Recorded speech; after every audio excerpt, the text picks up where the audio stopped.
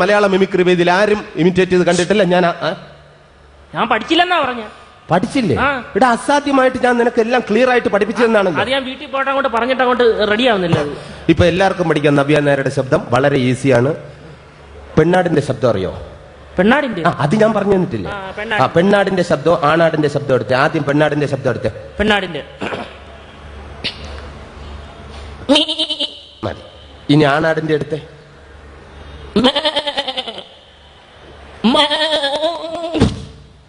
അതെന്തോന്നടേ? ആണാട്ടിനെ പെണ്ണാട്ടിനെ കണ്ടപ്പോ ഇത് ആ ഒരു ഇത് ഇവിടെ വേണ്ട. വയനാടാണ്.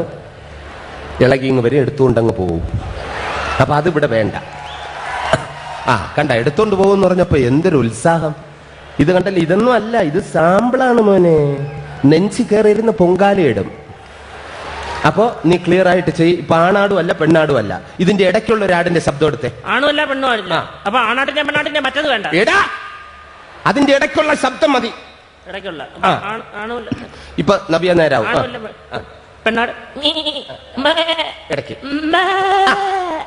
കുറച്ചുകൂടി. ഇപ്പൊ കുറച്ച് തോൽ ഇങ്ങനെ കെട്ടിത്തൂക്കിയിടും. എത്തി പിടിക്കാനായിട്ട് ശ്രമിക്കും. തരത്തില്ല. കുറച്ചുകൂടി. ഇനി കുറച്ച് സെന്റി വാരി വെതറ്. ഇനി നെഞ്ചത്തടി. ഇപ്പൊ നന്ദനം എന്ന ചിത്രത്തിലെ നവ്യ നായരുടെ ശബ്ദം നമുക്ക് കേൾക്കാം. റെഡി? കുറച്ചുകൂടി. കുറച്ചുകൂടി. ഏഴാമത്തെ കട്ടയ്ക്ക് പിടി. പോരട്ടെ. ഒരു പാഴ്മോഹം എന്റെ പൊട്ട മനസ്സിൽ തോന്നിയപ്പോ ഞാൻ ഓടി ഇങ്ങോട്ടാ വന്നത്. എന്തിനായിരുന്നു ഈ പാവം പെണ്ണിനെ കൊണ്ട് ഇങ്ങനെ സ്വപ്നം കാണിച്ചത്? ഈ കണ്ണീര് കാണാനോ ആണോ?